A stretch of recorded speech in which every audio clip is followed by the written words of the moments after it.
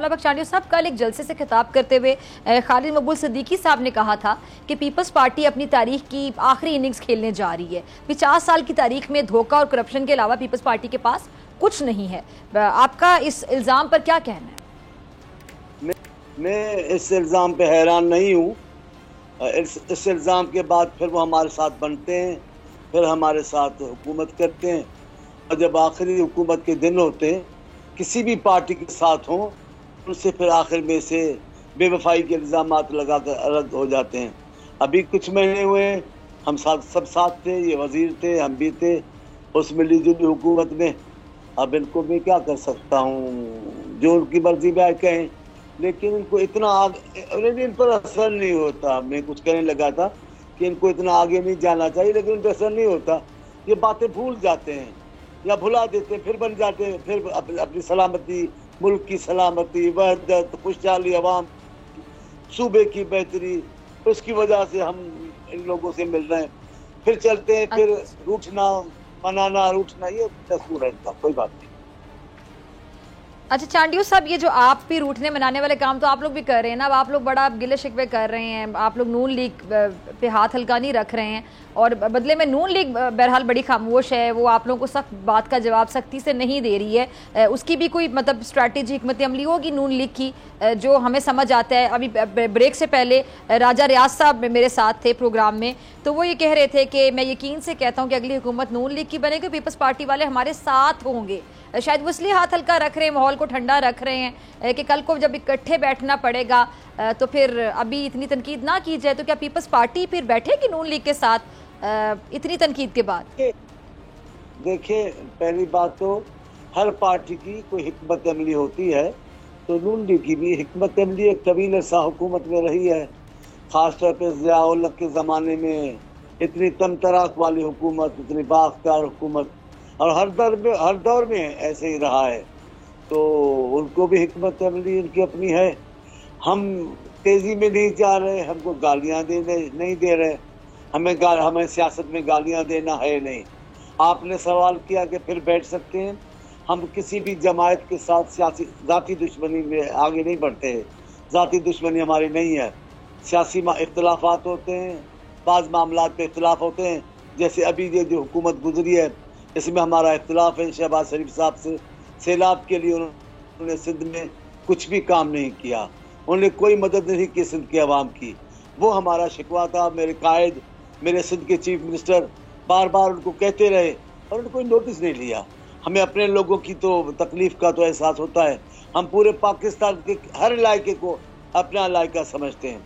पाकिस्तान के जिस भी इलाके में लोगों को मसाइल होते हैं, हम उनकी आवाज़ उनके लिए बुलंद करना अपना फ़र्ज समझते हैं। लेकिन जहाँ हम हैं, जहाँ हम जीत के हुकूमत कर रहे हैं, वहाँ अगर हम वहाँ के लोगों की बात ना करें तो ये बहुत बड़ी नाइंसाफ़ी होगी। सैलाब के हवाले से सिंध में बहुत बड़ी ज़्यादती की गई है। अच्छा चांडियो साहब, ये बिलावल साहब 70 साला बाबा किसे कह रहे हैं? कह रहे हैं नौजवान की आदत को मौका मिलना चाहिए, 70 साला बाबों को नहीं। देखिए, इस उम्र के लोग तो पाकिस्तान पीपल्स पार्टी में भी मौजूद हैं। मैं भी 70 साल का हूँ। इसको अपनी तरफ लेना चाहिए, उनकी बात के रूह को लेना चाहिए। वो बात वो ठीक कर रहे हैं कि हमें अपने ये जुल्फ़िकार अली भुट्टो ने पहली बार, ये जुल्फ़िकार अली भुट्टो मेरे कायद ने पहली बार पाकिस्तान में आवाज़ बुलंद की कि हमें अपने नौजवानों की सलाहियतों पर एतमाद करना चाहिए, हमें एतमाद करना पड़ेगा। बिलावल साहब भी कोई बात कर रहे हैं, ये नहीं कह रहे कि 70 साल के बाबों को कोई निकाल देंगे, नहीं। वो सीनियर लोग हैं, उनका बड़ी काबिलियत है, उनकी जहन बड़े काम आएगा पाकिस्तान। लेकिन वो ये कह रहे हैं कि क़यादत के हवाले से हमें नौजवानों को भी मौका मिलना चाहिए, नौजवानों पे भी हमें एतमाद करना चाहिए। ये बात कहने पर वो क्यों मजबूर हुए? कहीं ऐसा तो नहीं कि जब उनको बार बार कम उम्री का ताना दिया जाता है, मुखालिफिन अक्सर उनको बच्चा कह के मुखातिब करते हैं, जो कि बिल्कुल गलत है, ऐसा नहीं करना चाहिए। कहीं इस वजह से उन्होंने सोचा कि अब वो इतनी सख्त लाइन लेंगे कि वो डायरेक्ट अब 70 साला बाबा कह के किसी को मुखातिब करेंगे? वो अब अगर उसको बच्चा समझ रहे हैं तो वो उनकी अपनी ज़हन की असल बात यह है कि दानिशमंदी उम्र से नहीं आती। यानी उस बात का कोई रद्द-ए-अमल भी ये हो सकता है, ये हम ये समझ सकते हैं मौला बख्शांडियो साहब? मैं जो बात कह रहा हूँ जरा वो गुजारिश सुनिए ना। ये जो अक्लमंदी है, दानिशमंदी है, इसका उम्र से कोई ताल्लुक नहीं है। یہ خدا کی دین ہے, یہ صلاحیت ہے. ایک 70-80 سال کا بزرگ بھی ایسی جاہلانہ بات کر سکتا ہے, ایک نوجوان بھی عقل کی بات کر سکتا ہے.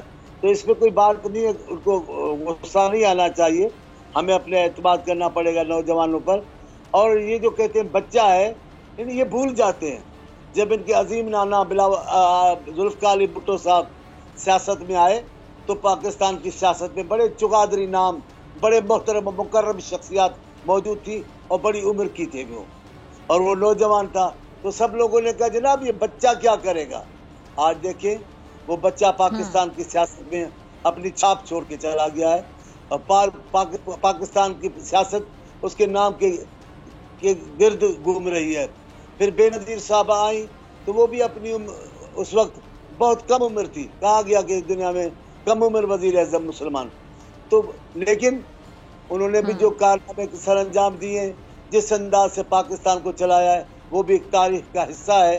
آج نواز شریف صاحب اور دوسرے بھی بے نظیر صاحب کی سیاست کو اور کردار کو یاد رکھتے ہیں.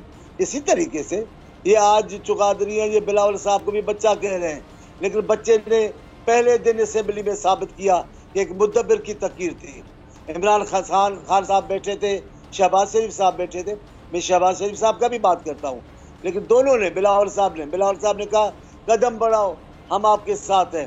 لیکن وہ قدم بدقسمت قدم کیا بڑھاتے, انہیں ملک کو آگے لے کے جانا ہوتا تو شہباز شریف کی بات کو مانتے, بلاول صاحب کی بات کو مانتے. انہوں نے اپنی انا میں, تکبر میں, غرور میں قوم کا وقت ضائع کیا, قوم کو دیا کچھ بھی نہیں, نفرتیں چھوڑ گئے ہیں, اپنے لیے بھی ایک پریشانی آئے ان کے پیچھے. تو یہ عمر کی بات نہیں کرنی چاہیے, دانش مندی کی بات کرنی چاہیے. اگر آپ کو یہ ویڈیو پسند آئی تو سبسکرائب کریں اور بیل آئیکن پر کلک کریں. سبسکرائب کریں اور بیل دبائیں تاکہ کوئی خبر رہ نہ جائے.